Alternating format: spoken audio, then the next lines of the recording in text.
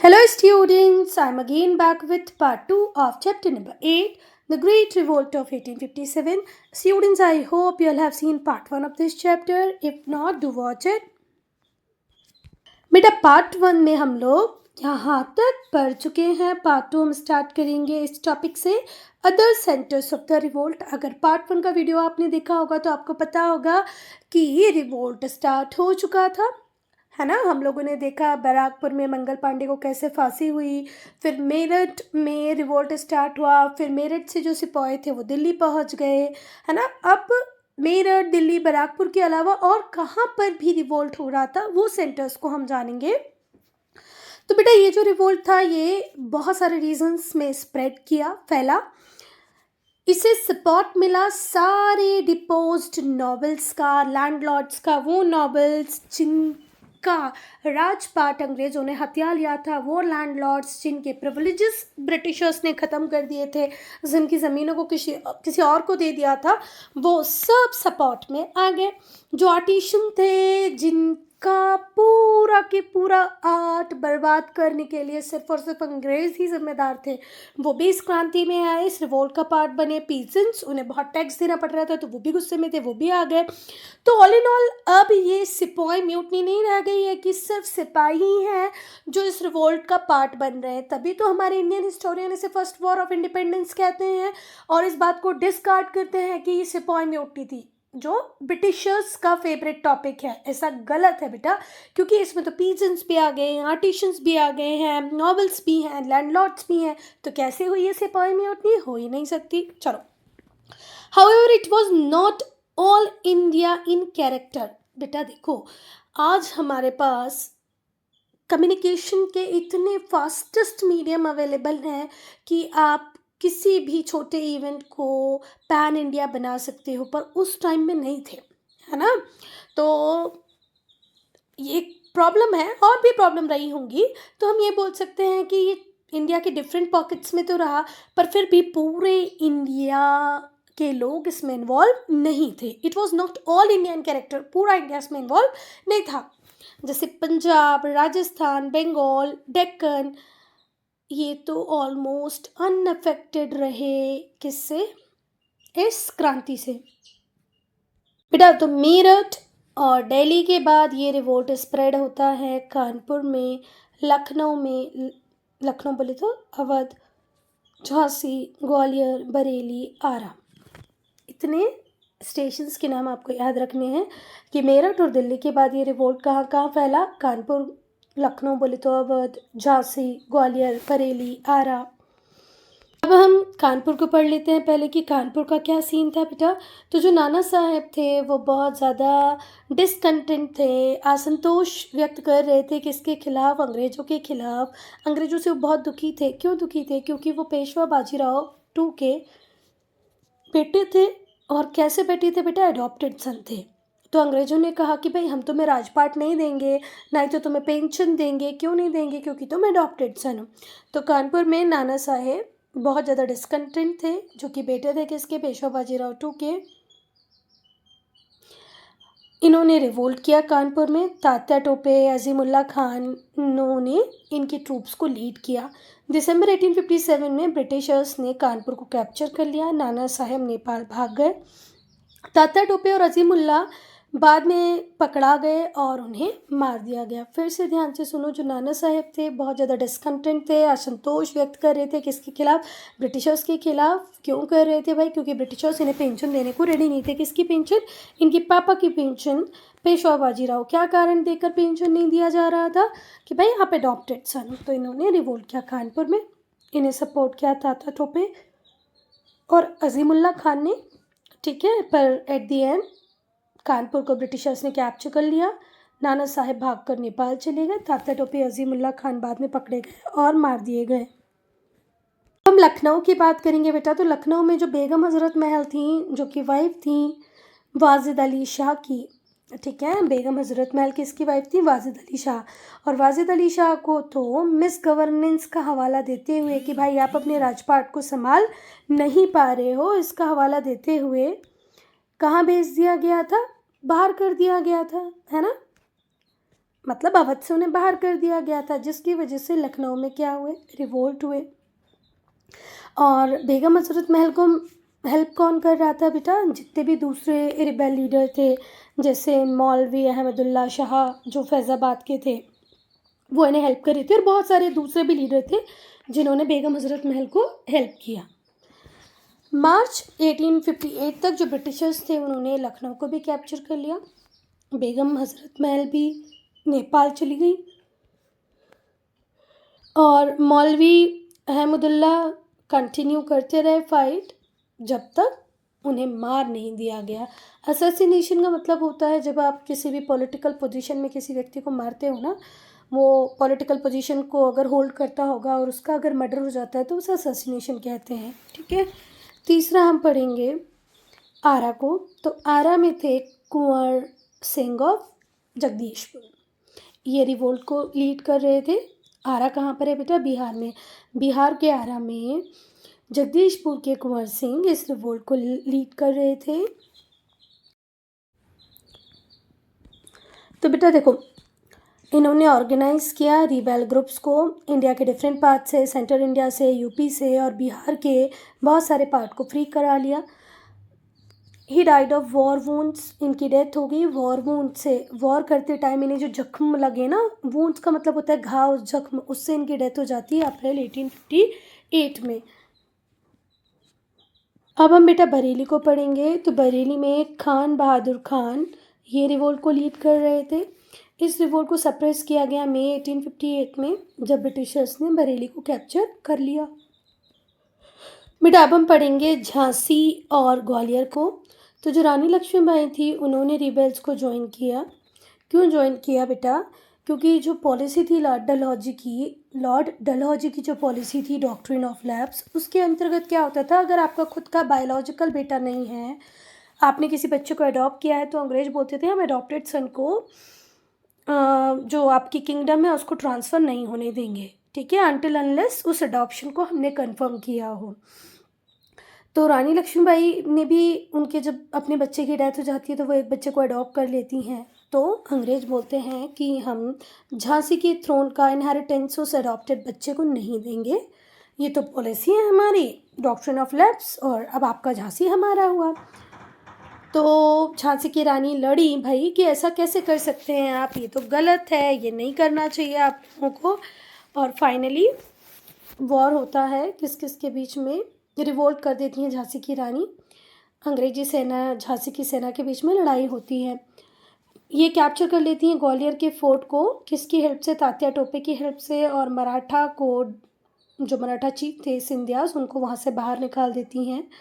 और मराठा चीफ जो सिंधिया थे वो लॉयल हुआ करते थे उस टाइम में ब्रिटिशर्स के, है ना। जब ये रिवोल्ट ऑफ 1857 हो रहा था तो मराठा अंग्रेज़ों को सपोर्ट कर रहे थे, तो उनको उनके महल से निकाल देती हैं रानी ऑफ झांसी। जो ब्रिटिश थे वो रिकैप्चर कर लेते हैं ग्वालियर फोर्ट को, और रानी की डेथ हो जाती है जब वो वॉर कर रही होती हैं उसी टाइम में, मतलब जब ये रिवोल्ट चल रहा होता है, जब ये युद्ध चल रहा होता है उसी टाइम में। कब, 1858 में। वॉर बोलना गलत है बेटा, रिवोल्ट बोलेंगे, है ना। जहाँ जहाँ भी मैंने वॉर बोला है वहाँ वहाँ आप रिवोल्ट ही बोलेंगे, ठीक है। चलो आगे चलें।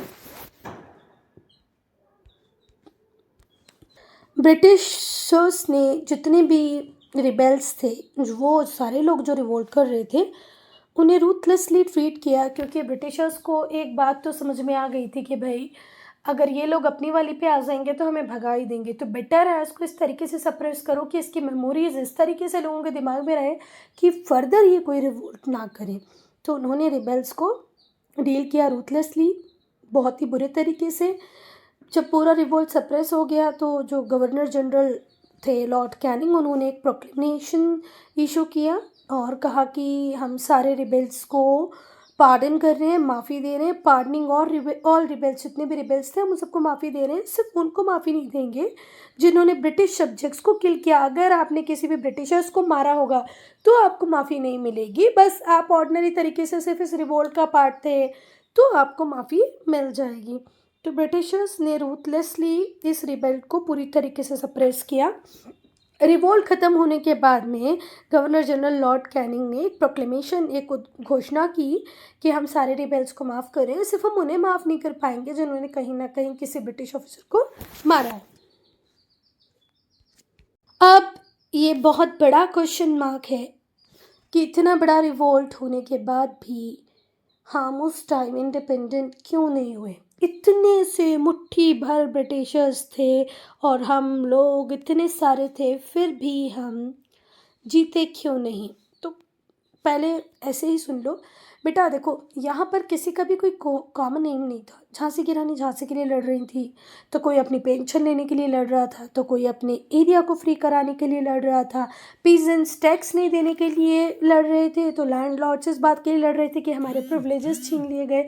मतलब एक कोई कॉमन एम था ही नहीं। भारत को आज़ादी दिलानी है, एज सच ये एक बड़ा टॉपिक नहीं था उस टाइम में। Everybody was fighting, they were contributing, but not for a common goal नहीं था, ठीक है। दूसरा, कोऑर्डिनेटेड नहीं थी। ये जितना भी पूरा रिवोल्ट था, क्रांति थी, ये कोऑर्डिनेटेड नहीं थी। Lack of coordination was there, was not there, lack of coordination was there, ठीक है। कोऑर्डिनेशन प्रॉपर नहीं था, lack of coordination was there. Next, lack of able leadership. Bahadur Shah Zafar खुद इतने ओल्ड एज के हो गए थे बेटा कि वो प्रॉपर लीड कर पाए, ऐसी कैपेसिटी तो उनमें नहीं थी। तो कोऑर्डिनेशन का थोड़ा सा कमी थी, है ना। कोई कॉमन गोल नहीं था, प्रॉपर लीडरशिप नहीं थी, lack of coordination, lack of leadership. तो ये कुछ मोटे मोटे पॉइंट आप निकाल सकते हो कि भाई इस वजह से ये रिवोल्ट फेल हुआ। अभी हम बुक में देख लेते हैं, अगर कोई और भी पॉइंट्स होगा तो हम उसे भी डिस्कस कर लेंगे, ठीक है। अच्छा, एक और कारण सुन लो, फिर हम चलते हैं बुक के ऊपर। कि जो हमारे लोग थे उनके पास आर्म्स अम्यूनिशन की भी कमी थी। हमारी जो आर्मी थी वो मॉडर्नाइज नहीं थी, हमारी मिलिट्री कैपेबिलिटी उतनी नहीं थी। ब्रिटिशर्स के पास सारे मॉडर्न वेपन्स थे। चलो तो पढ़ते हैं। जो ब्रिटिश हैं उनके पास सपोर्ट था स्ट्रॉन्ग गवर्नमेंट का। अरे कौन सी स्ट्रॉन्ग गवर्नमेंट? जो इंग्लैंड में बैठी थी।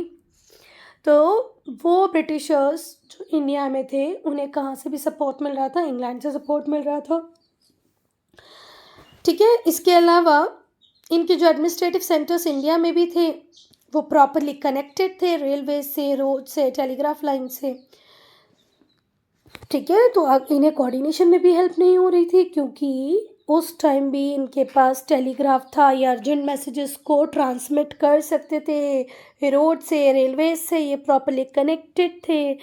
इवन ब्रिटिशर्स के पास बहुत ही समर्थ एबल जनरल्स थे, मिलिट्री टेक्निक्स इनकी बहुत सुपीरियर थी। तो ये कारण रहे जिसकी वजह से ब्रिटिशर्स जीते और हम हारे। अगर इसी के कॉन्ट्रास्ट में हम बात करें तो हमारे इंडियन मिलिट्री टेक्निक्स जो थी वो आउटडेटेड थी। जो रिबेल लीडर्स थे उनके पास एक्सपीरियंस नहीं था, कोऑर्डिनेशन की कमी थी, है ना। वो अब they fail to consolidate their gains, वो अपने गेन्स को कंसोलिडेट नहीं कर पाए, ठीक है। लोगों के साथ बांट नहीं पाए, समझ नहीं पाए। मोर ओवर जो रिबेल्स थे उनके पास कोई सपोर्ट नहीं था, ठीक है। कहाँ कहाँ से उन्हें बिल्कुल सपोर्ट नहीं मिला? बंगाल से, बॉम्बे से, मद्रास से, ठीक है। जहाँ पर ब्रिटिशर्स के पास सारे मीन्स अवेलेबल थे कि वो प्रिकॉशन लें और रिबेल्स को चेक में रख पाए। मतलब जो मेजर क्रांति के क्षेत्र हो सकते थे ना, वहाँ तो हम टच भी नहीं कर पाए। क्यों नहीं टच कर पाए? क्योंकि ब्रिटिशर्स का स्ट्रॉन्ग होल्ड था कहाँ कहाँ पर? बंगाल में, बॉम्बे में, मद्रास में, जहाँ ब्रिटिशर्स ने सारी पॉसिबल प्रिकॉशंस ली और रिबेल कर रहे थे, जो रिवोल्ट कर रहे थे लोग, उनके ऊपर प्रॉपर चेक रखा। कलकत्ता में तो एक रेजिमेंट थी आर्म्ड गार्ड्स की, उसे बना दिया गया, जिसको फुल अथॉरिटी दी गई कि बस शूट कर दो, जहाँ रिबेलियस एक्टिविटी देखो, रिबेलियस का आर भी देखो ना, शूट कर देना। फिर से ध्यान से सुनो, कहाँ से बताना है मुझे वापस से, यहाँ से। मोर ओवर जो रिबेल्स थे उन्हें कोई सपोर्ट नहीं मिला, कहाँ कहाँ से? ब्रिटिश स्ट्रॉन्ग होल्ड जहाँ जहाँ पर थे, जैसे बंगाल, बॉम्बे, मद्रास, जहाँ ब्रिटिशर्स ने सारे प्रिकॉशंस लिए रिबेल्स को चेक में रखने के लिए, या उस एरिया तक रिवोल्ट को ना पहुंचने देने के लिए कलकत्ता में तो इवन उन्होंने एक रेजिमेंट ही तैयार कर दी थी जिसमें सारे आर्म्ड गार्ड्स थे और उनसे कहा था कि भाई तुम्हारे पास फुल अथॉरिटी है। एक आर्म्ड गार्ड्स का पूरा के पूरा रेजिमेंट ही बना दिया जिन्हें फुल अथॉरिटी दी गई कि आप ओपन फायर कर सकते हो अगर आपको सिर्फ सस्पेक्ट भी हो ना कि यहाँ पर रिबेलियस एक्टिविटी हो सकती है या ये व्यक्ति रिबेलियस हो सकता है, मार दो, हम आपसे पूछेंगे भी नहीं कि क्यों मारा। आया समझ में? और बेटा मद्रास में तो और ज़्यादा शिकंजा कसा हुआ था। वहाँ पर अगर आपको ये भी शक होता कि ये व्यक्ति है जो रिबेलियन के मैसेज को स्प्रेड कर रहा है या यहाँ वहाँ जाके रिवोल्ट ऑफ 1857 की बात कर रहा है, उसे अरेस्ट कर लिया गया और उसे डिपोर्ट कर दिया गया, भेज दिया गया कहाँ? अंडमान आइलैंड। बेटा आज हम अंडमान टूरिज़्म के लिए जा सकते हैं, आ सकते हैं, खुशी खुशी जाते हैं, पर बेटा पहले वहाँ पर काला पानी की सज़ा हुआ करती थी क्योंकि वहाँ जाना और आना हमारे बस की बात नहीं थी। जब आप ओशन में ट्रैवल करते हो तो आपको शिप्स की रिक्वायरमेंट होती है ना, तो वो आपके पास नहीं होंगी तो आप अंडमान से वापस इंडिया कैसे आओगे? नहीं आ सकते। तो मद्रास के लोगों को कहाँ भेज दिया जा रहा था? अंडमान आइलैंड भेज दिया जा रहा था। जो रूलर थे इन कहाँ के प्रिंसली स्टेट्स के, वो बिल्कुल अलूफ रहे। उन्होंने बोला हमें क्या मतलब, हम तो प्रिंसली स्टेट्स के रूलर हैं, लड़ो तुम, हमें तो वैसे भी ब्रिटिशर्स ज़्यादा परेशान नहीं करते। तो वो अलग रहे, उन्होंने इस क्रांति में बिल्कुल भी पार्ट नहीं लिया। और कुछ रूलर जैसे कि सिंधियास कहाँ के ग्वालियर के, निज़ाम कहाँ के हैदराबाद के, नेपाल के रूलर, और कुछ राजपूत प्रिंसेस जैसे कि पटियाला के रूलर, नाभा, कश्मीर, कुछ पंजाब के चीफ, इन्होंने तो ब्रिटिश को हेल्प भी की इस रिवोल्ट को सप्रेस करने में। हमें सपोर्ट नहीं किया एक अलग बात है, खुद पार्ट नहीं लिया वो एक अलग बात है, पर हम इंडियंस के खिलाफ ही खड़े हो गए। कौन? ग्वालियर के सिंधिया, हैदराबाद के निज़ाम, नेपाल के रूलर, राजपूत प्रिंसेस जैसे रूलर ऑफ पटियाला, नाभा, कश्मीर, पंजाब के चीफ, इन्होंने तो रिवोल्ट को सप्रेस करने में ब्रिटिशर्स को हेल्प भी किया। क्या कर सकते हैं, कुछ लोग होते हैं अजीब हैं। और राजपूत प्रिंसेस वो राजपूत जिनको हम उनकी ब्रेवरी के लिए जानते हैं, वो तक अंग्रेज़ों से जाकर मिल गए। पटियाला के रूलर हो, नाभा हो, कश्मीर हो, ये लोग मतलब क्यों ब्रिटिशर्स को सपोर्ट कर रहे थे? नाभा के रूलर, कश्मीर के रूलर या पटियाला के रूलर, ये बात भी हमें समझ में नहीं आ रही, पर ठीक है, कुछ नहीं कर सकते, जो हुआ वो हुआ। दूसरी वीकनेस थी इस रिवोल्ट की कि वेस्टर्न एजुकेटेड इंडियंस जो थे उन्होंने भी दूरी बनाए रखी। वेस्टर्न एजुकेटेड इंडियंस तो ऐसा सोचने लगे थे कि हम आधे अंग्रेज़ बन गए भाई, हम अंग्रेज़ हमारे भाई बंधु ज़्यादा हैं, ये इंडियंस कौन, हट छोड़ो। तो जो एजुकेटेड इंडियंस थे उन्होंने इस रिवोल्ट को सपोर्ट नहीं किया, जबकि उल्टा वो अंग्रेज़ों के साथ खड़े रहे। और कहीं ना कहीं एक सोच थी ब्रिटिश एजुकेटेड बच्चों की जो इंडिया के थे, या वो इंडियंस जो इंग्लिश एजुकेशन ले चुके थे, उनका मानना था कि ब्रिटिश रूल इंडिया के लिए बहुत इंपॉर्टेंट है। इंडिया में अगर मॉडर्नाइजेशन आएगा, सोसाइटी में रिफॉर्म्स आएंगे, तो उसके लिए ब्रिटिश एजुकेशन बहुत इंपॉर्टेंट है।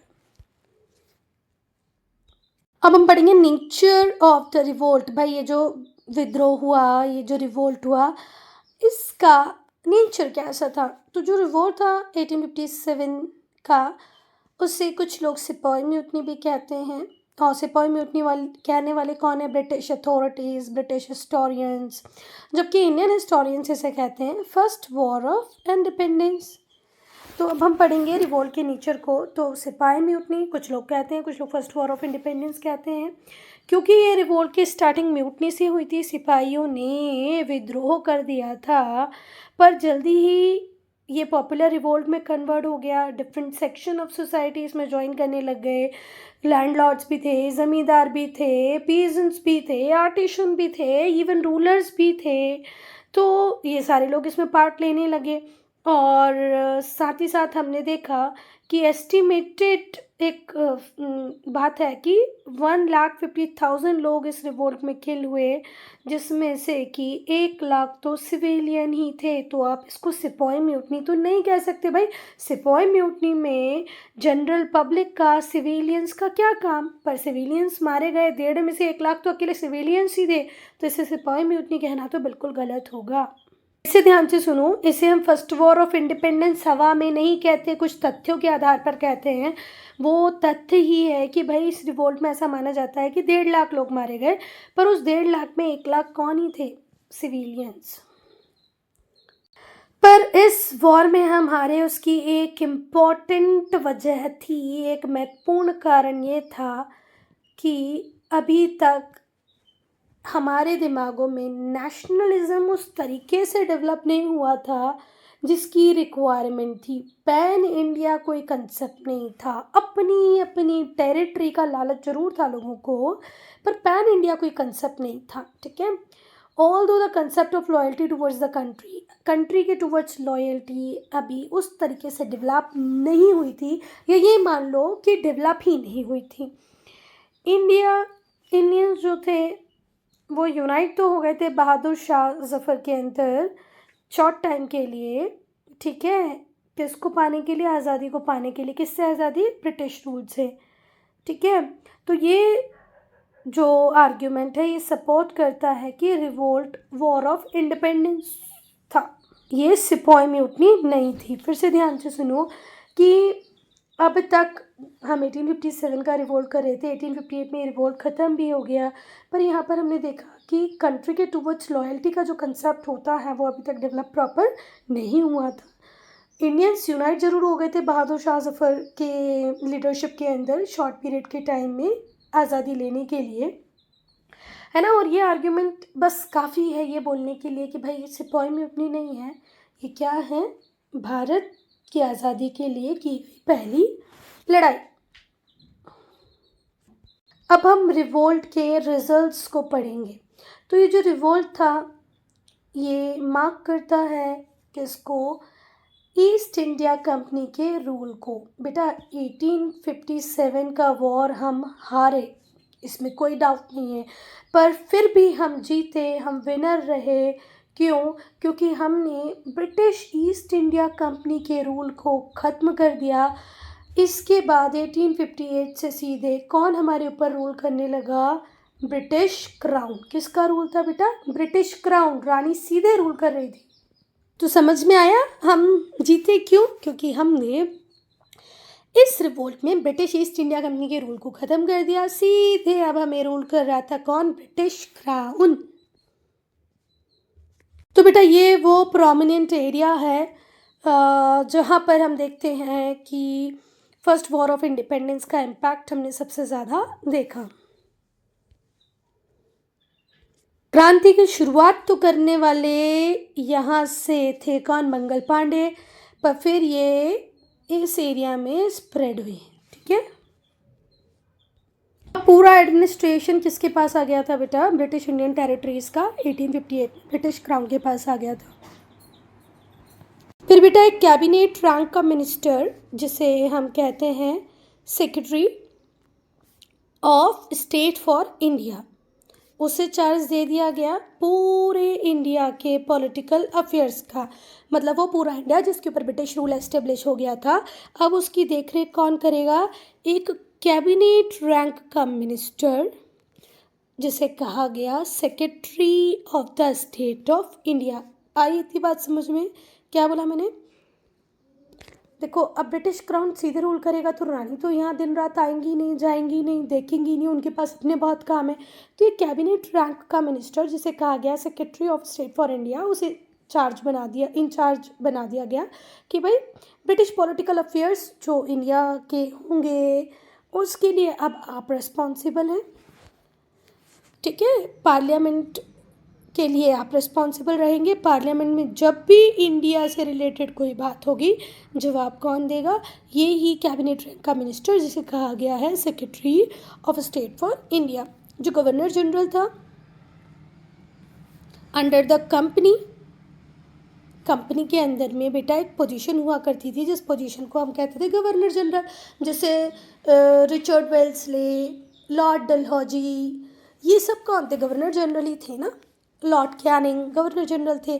तो कंपनी के अंदर में क्या होते थे? Governor general. अब उन्हें एक नया नाम दे दिया गया था वाइसरॉय, और वाइसरॉय का मतलब ये था कि भाई ये रिप्रेजेंटेटिव होगा क्राउन का। ठीक है। जैसे गवर्नर जनरल रिप्रेजेंटेटिव होते थे कंपनी के, वैसे ही वाइसरॉय रिप्रेजेंटेटिव होगा किसका, क्राउन का। जो वाइसरॉय होगा वो रिस्पॉन्सिबल होगा और आंसरेबल होगा to the crown through the secretary of state. बेटा लॉर्ड कैनिंग जो थे, इनका नाम आपके लिए बहुत इंपॉर्टेंट हो जाता है। क्यों इंपॉर्टेंट हो जाता है? क्योंकि ये ही लास्ट गवर्नर जनरल थे और पहले वाइसरॉय थे। तो अगर क्वेश्चन आता है write down the name of last governor general, तो लिखना लॉर्ड कैनिंग।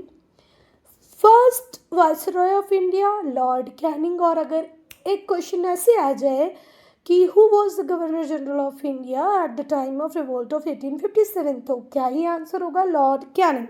प्रिपेयर रखना अपने आप को, लॉर्ड कैनिंग का नाम बहुत इंपॉर्टेंट है। तीनों तरीके से पहला गवर्नर जनरल है, लास्ट गवर्नर जनरल है, पहले वाइसरॉय हैं और 1857 के टाइम पर भी यही गवर्नर जनरल थे। क्लियर है? अगर मैंने कहीं गवर्नर जनरल और वाइसरॉय में वाइस वर्सा किया हो तो देख लेना। कंपनी जब रूल करती थी तब होते थे गवर्नर जनरल्स, तो लास्ट गवर्नर जनरल थे लॉर्ड कैनिंग। और जब ब्रिटिश क्राउन सीधे रूल करने लगा तो पोजीशन बनी वाइसरॉय की, तो पहले वाइसरॉय भी बने कौन, कैनिंग। नहीं मिला। एट दरबार बोले तो गैदरिंग जो इलाहाबाद में हुई, कब हुई, 1 नवंबर 1858 को। 1 नवंबर 1858 को पहली गैदरिंग होती है इलाहाबाद में, जिसमें रानी के प्रोक्लेमेशन को, उद्घोषणा पत्र को पढ़ा जाता है। ठीक है, इन अप्रिसिएशन ऑफ द लॉयल्टी। और ये लॉयल्टी किसने शो की थी बेटा, इंडियन प्रिंसेस ने रिवोल्ट के टाइम पे जो भी ब्रिटिशर्स के साथ में थे उन लोगों के लिए रानी जो कुछ कहना चाहती थी। ठीक है, और साथ ही साथ रानी ये भी बताना चाहती थी कि भाई मैं अब डॉक्ट्रिन ऑफ लैप्स को डिसकंटिन्यू कर रही हूँ। झांसी की रानी जिस बात से गुस्सा हुई थी ना, वो जो पॉलिसी उसे डॉक्ट्रिन ऑफ लैप्स कहते हैं वो भी ख़त्म कर दी गई।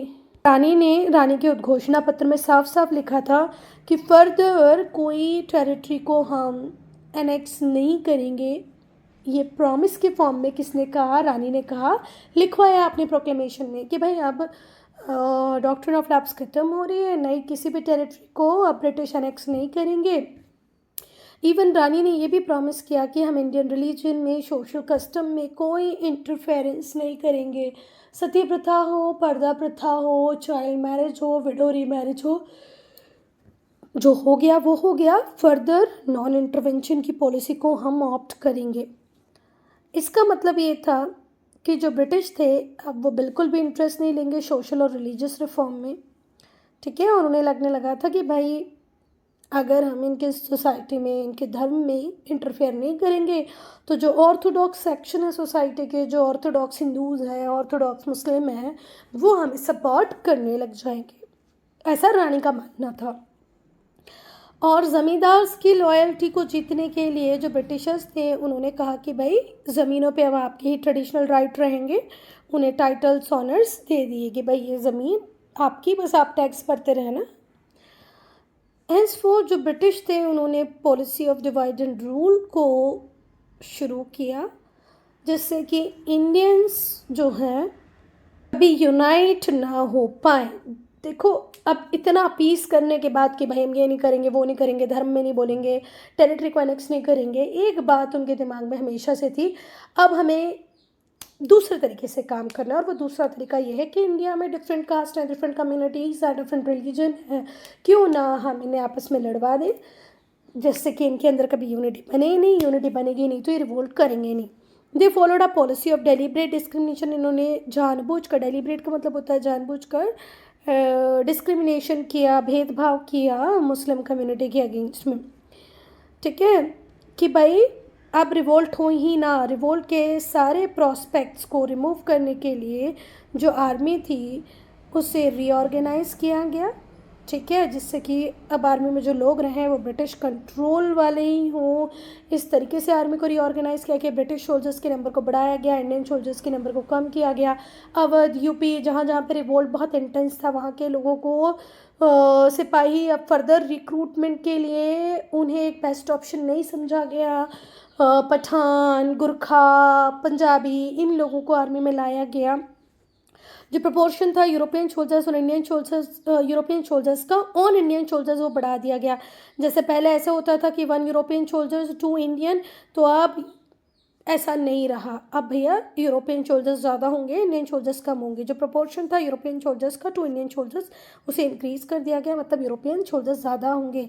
स्ट्रेटेजिक मिलिट्री पोजीशंस जो थी, क्रूशियल मिलिट्री इक्विपमेंट्स जो थे, जैसे आर्टिलरी, तोपें वगैरह जो थी, वो इस तरीके से रखी गई कि वो उनके ऊपर सीधा ब्रिटिश का ही कंट्रोल हो, किसी इंडियन के ऊपर कंट्रोल नहीं दिया गया उन चीज़ों का। क्योंकि हमने देखा था कि जब रिवोल्ट ऑफ 1857 हुआ तो हमारे पास तो वेपन्स थे ही नहीं, हमने तो ब्रिटिश वेपन का यूज़ करके युद्ध लड़ा। तो इस बात की सावधानी रखी गई, प्रॉपर प्रिकॉशन ली गई कि जितने भी इंपॉर्टेंट चेक पोस्ट है वो ब्रिटिशर्स के पास रहे। जो वेपन्स है, जो जखीरा है, मतलब जहाँ पर बहुत सारे आर्म्स वगैरह रखे गए हैं, इंपॉर्टेंट इक्विपमेंट्स है मिलिट्री के, उनकी जो इंचार्ज बनाया जाए वो यूरोपियन सोल्जर्स को बनाया जाए, यूरोपियन ऑफिसर्स को बनाया जाए। दी जो ब्रिटिशर्स थे उन्होंने बहुत कम सोल्जर्स को रिक्रूट किया, अवध, बिहार, मद्रास से, वो एरियाज़ जहाँ पर रिवोल्ट बहुत इंटेंस था, ठीक है। और दे नाउ रिक्रूटेड, अब ज़्यादा से ज़्यादा सोल्जर्स रिक्रूट किए गए, सिख, गुरखा, पठान, राजपूत और जाट। देखो गुरखा नेपाल सीधे सीधे ब्रिटिशर्स को क्या कर रहा था, सपोर्ट कर रहा था 1857 के टाइम पे। राजपूत सपोर्ट कर रहे थे। तो राजपूत, जाट, पठान, गुरखा, इनको अब एक सुटेबल ऑप्शन की तरह देखा गया, अप्रोप्रिएट ऑप्शन की तरह देखा गया कि भाई इनके नंबर को बढ़ा दो। जो न्यूट्रल रहे, और या तो कुछ न्यूट्रल रहे, ना तो इन्होंने इनको सपोर्ट किया ना इनको सपोर्ट किया, और कुछ ऐसे थे इनमें से कि जिन्होंने ब्रिटिशर्स को सपोर्ट किया। रिवोल्ट फेल हुआ, पर यहाँ पर हमने देखा कि बिगिनिंग कर देते हैं एक ब्रॉडर स्ट्रगल की अगेंस्ट द ब्रिटिश रूल। और 1857 को आप फेल्ड रिवोल्ट कह सकते हो, पर ऐसा कुछ नहीं कह सकते कि इससे हमें कुछ नहीं मिला। फाइनली हमने ब्रिटिश ईस्ट इंडिया कंपनी के रूल को तो 1858 में ख़त्म कर ही दिया था। अब बात थी ब्रिटिश क्राउन की, तो उसको हम आगे के चैप्टर्स में ख़त्म कर देंगे।